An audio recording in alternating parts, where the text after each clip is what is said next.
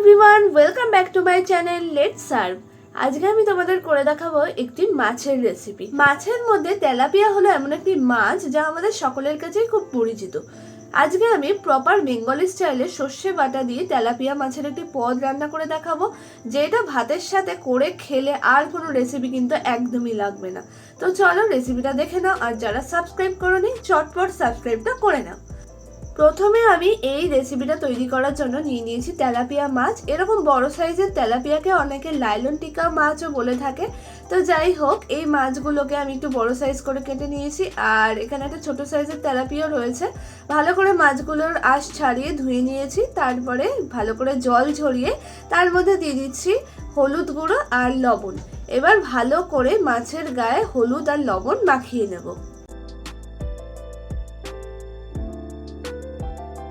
ভালো করে মাছের পিসের দুই সাইডেই নুন আর হলুদ খুব ভালোভাবে হাতের সাহায্যে মাখিয়ে নিলাম। এবার 10 মিনিটের জন্য রেখে দেবো। এবার একটা কড়াই গরম করে নিয়েছি, যার মধ্যে দিয়ে দিয়েছি সাদা তেল। সাদা তেল ভালো করে কড়াইয়ের চারিদিকে ছড়িয়ে দিয়ে তেলটা যখন গরম হয়ে যাবে তখন তার মধ্যে ম্যারিনেট করা মাছগুলোকে দিয়ে দেবো আর উল্টে পাল্টে ভালো করে ভেজে নেব। এখানে আমি সাদা তেলের বদলে সর্ষের তেলও ব্যবহার করতে পারতাম, কিন্তু সর্ষের তেল সাদা তেলের থেকে একটু বেশি ভারী প্রকৃতির হওয়ায় এখানে ভাজাভুজির ক্ষেত্রে কিন্তু সাদা তেলটাই বেশি ভালো বলে আমার মনে হয়। তো যাই হোক, সাদা তেলের মধ্যেই আমি মাছগুলোকে খুব ভালো করে ভেজে নিলাম। দেখো, মাছের রং কিন্তু এরকম লালচে বাদামি রকমের হয়ে গেছে, মানে প্রায় 80 থেকে 85% মতো আমি ভেজে নিয়েছি মাছগুলোকে। এবার মাছগুলোকে আমি তুলে দেব, আর বাকি যে পিসগুলো আমার এখনো ভাজা বাকি আছে সেগুলোকেও একে একে ভেজে নেব। দেখো, আমার সব মাছগুলো ভাজা হয়ে গেছে। মাছগুলোকে এবার সাইডে রেখে দেবো। এবার কড়াইতে একটু সর্ষের তেল দিয়ে সর্ষের তেলটাকে ভালো করে গরম করে নেব। এই রান্নাটা এবার পুরোটাই সর্ষের তেলে হবে, যার মধ্যে ফোড়ন হিসাবে দিয়ে দিয়েছি কালো জিরে আর কাঁচা লঙ্কা। কাঁচা লঙ্কাটা একটুখানি ভাজা ভাজা হয়ে আসলে তার মধ্যে দিয়ে দেবো হালকা গরম জল। জলটা দিয়ে দিলাম। জল দেওয়ার পর এর মধ্যে স্বাদ মতো লবণ আর হলুদ গুঁড়ো দিয়ে দেবো। এবার ভালো করে একটু খুন্তি দিয়ে মিক্স করে নেব।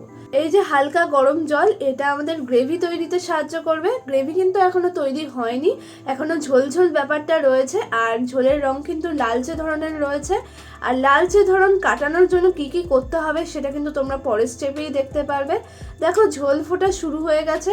রংটা যত ঝোল ফুটছে তত কিন্তু আরো লাল হয়ে যাচ্ছে। এরপর আমি দিয়ে দেবো মাছ ভাজাগুলো। ঝোল যখন ফুটে যাবে মাছ ভাজাগুলোকে দিয়ে দিতে হবে। এরপর ভাজা মাছগুলোকে দেওয়ার 1 মিনিট পরেই দেখতে পারবে ঝোলের কালার কিন্তু নর্মাল হওয়া শুরু করবে। এর জন্যই কিন্তু আমি হলুদের পরিমাণ একটু বেশি রেখেছিলাম। যেহেতু আমি এখানে ভাজা মাছগুলোকে দেবো, সর্ষে বাটা দেবো, তার জন্য একটু বেশি পরিমাণ হলুদ কিন্তু তখন লেগেছিল। কিন্তু এখন মাছ ভাজাগুলো দেওয়ার পর অটোমেটিক্যালি কিন্তু ঝোলের রং স্বাভাবিক হয়ে গেল। তো মিডিয়াম ফ্লেমে রেখে ঝোলটাকে ঝোলের মতো ফুটতে দাও। আর এইদিকে নিয়ে নাও সর্ষে আর কিছু কাঁচা লঙ্কা। আমি এখানে কাঁচা পাকা 2টো লঙ্কাই নিয়ে নিয়েছি। এবার এটাকে অল্প পরিমাণে জল দিয়ে ভালো করে বেটে নেব। এই সর্ষে বাটাটা আমাদের কাজে লাগবে। তোমরা চাইলে অল্প পরিমাণে পোস্ত এখানে অ্যাড করতে পারো। আমি পোস্ত দিইনি, পোস্ত এখানে একদমই অপশনাল। এবার এই সর্ষে বাটাটা আমি দিয়ে দিলাম ঝোলের মধ্যে। ব্যাস, ঝোলের মধ্যে দিয়ে দেওয়ার পরে ভালো করে খুন্তি দিয়ে চারিদিকে মিশিয়ে নেব। এবার মিডিয়াম ফ্লেমেই রেখে দেবো কিছুক্ষণ। দেখো, রেসিপিটা কতই সোজা। ব্যাস, কিছুক্ষণ রাখার পরে আমাদের সর্ষে বাটা দিয়ে তেলাপিয়া মাছের ঝাল একদম রেডি হয়ে যাবে। এবার একটা কাজই বাকি আছে, সেটা হচ্ছে উপর দিয়ে একটু কাঁচা সর্ষের তেল ছড়িয়ে দিতে হবে। ব্যাস, সর্ষের তেল ছড়িয়ে দিয়ে গরম ভাতের সাথে সার্ভ করো। আশা করি আজকের রেসিপি ভালো লাগলে লাইক কমেন্ট শেয়ার করতে একদম ভুলো না।